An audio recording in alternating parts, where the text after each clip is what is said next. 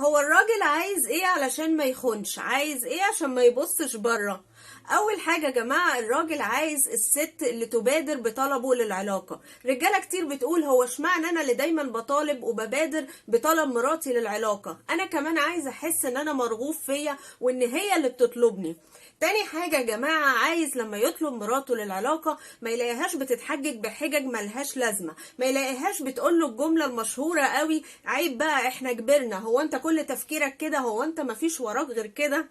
تالت حاجة، عايز الست اللي تقدره يعني ايه؟ يعني توفر له بيت هادي، يعني يرجع من الشغل يلاقي الدنيا هادية، ما يلاقيش زعيق وصويت وصريخ في العيال.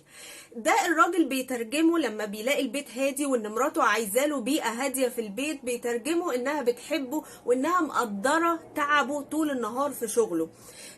لما بيرجع يلاقي صريخ وزعيق بيحس قد ايه هي مش حاسة بيه ومش حاسة بتعبه. رجالة كتير بتقولي انا ساعات بروح البيت بدري بفضل قاعد في العربية مستني مراتي تنام، لاني عارف اني لما اطلع هلاقيها عمالة تزعق وتصوت في العيال. شوفوا لدرجة ايه الصوت العالي بيضايق الراجل وبيخليه يطفش ويقعد على القهوة كتير وترجع الستات تشتكي. تاني حاجة او رابع حاجة الراجل عايزها انه يحس ان انت مقدراه بانك بتتزوقي وبتتجملي له. هتقولي ايه علاقة ان التقدير بان انا بتزوق وبتجمل؟ هقولك ان الراجل لما بيلاقي الست حاطة برفان، حاطة ميك اب خفيف، لابسة لبس حلو، ده بيترجمه ان مراتي مقدراني، مقدرة نظرتي ليها، مهتمة بنفسها عشاني.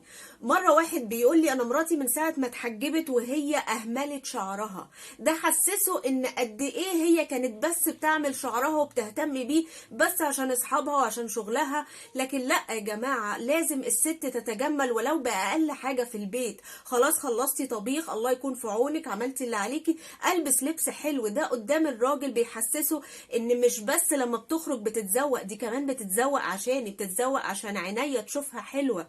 بلاش نبقى فول ميك اب وميك اب على الاخر بره البيت وجوه البيت حاجة مش كويسة، فخلي بالكم. وطبعا عايز الست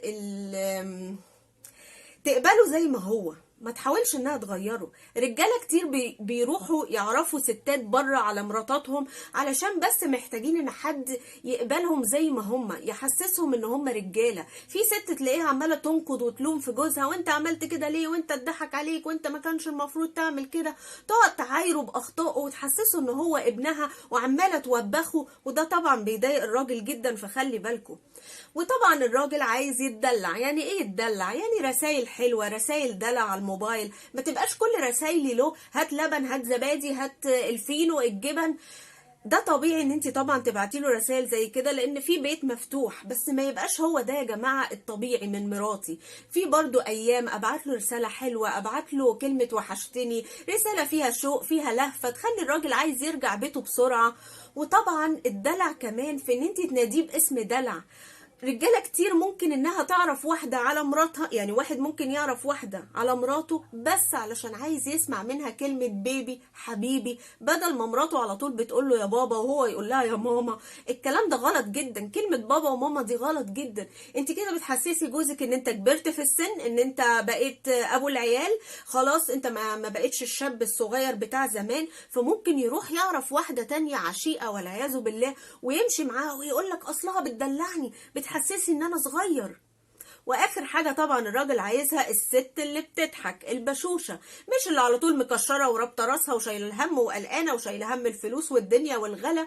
عايز الست الجدعه اللي تقف جنبه لما يجي يقول لها كده انا معيش غير 10 جنيه ومش عارف هناكل ايه وهنعمل ايه، تقول له ما تشيلش هم، هات ال10 جنيه وانا هعمل لك احلى اكله. مش الست اللي تقف تقول له هي ال10 جنيه دي تعمل ايه؟ انت ما شفتش الغلا، ما شفتش الاسعار، احنا هنعمل ايه، احنا هناكل منين؟ لا، الست الجدعه اللي واقفه جنبه وبتدعمه واللي دايما بتضحك وبشوشه، مش منكده ومبوزه في وشه. وبس كده. وعايزه اقول لك لو انت ست اعملي بالنصايح دي وان شاء الله ربنا يسعدك مع جوزك. ولو راجل اللي بيشوفني اعمل شير لافاده الستات. وخلي بالك لو في مراتك عيب من العيوب اللي انا قلتها، ده مش مبرر خالص ان احنا نخون او نبص بره، لان ربنا ما يحبش الخائنين وعشان ربنا يبارك لك. طب مراتي فيها العيوب دي، اقعد واتكلم معاها وحاول تحل معاها وتعرفها احتياجاتك. لكن ان احنا نخون ونبص بره ونشوف عشيقه والعياذ بالله، ربنا ما يحبش كده. كده وربنا مش هيبارك لنا. فخلي بالكم وربنا يسعدكم جميعا.